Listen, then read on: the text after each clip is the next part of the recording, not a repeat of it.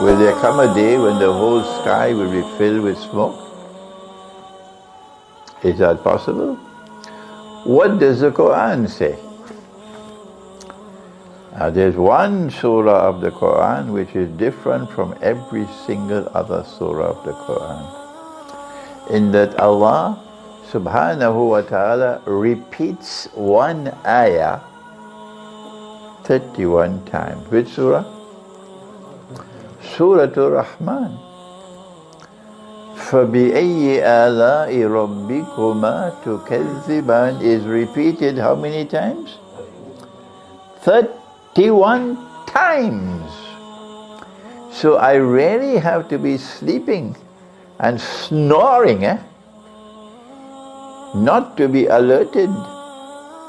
He's knocking on my head 31 times and I still don't register nothing. Maybe that was too much biryani I ate.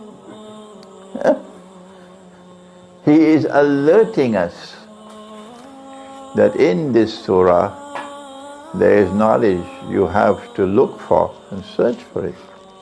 In Surah Ar-Rahman there is an indication that Allah is going to deal with two people, both of whom are evil. And who are the two? People who reject the truth, people who have no belief in the hereafter, no, are godless people, tukadzibun. And who are the two people? They are ma'ashar al-jinni wal-ins. They are human beings and jinn.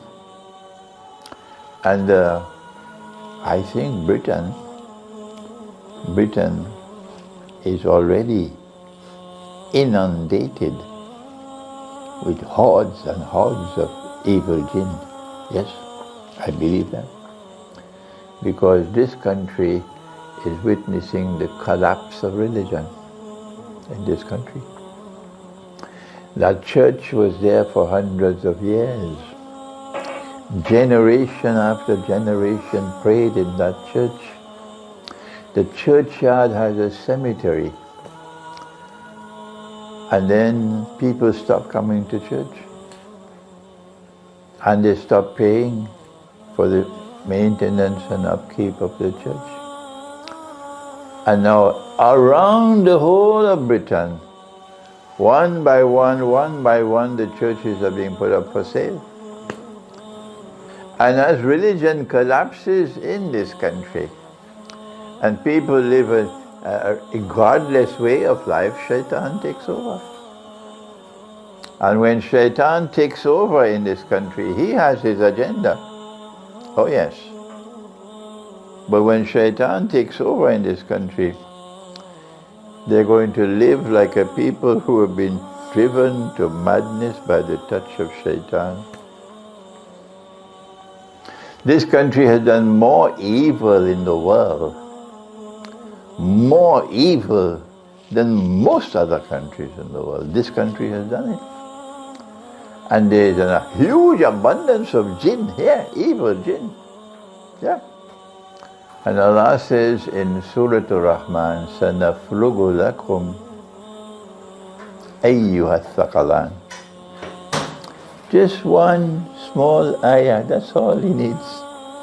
I'm going to deal with both of you who are laden with sin.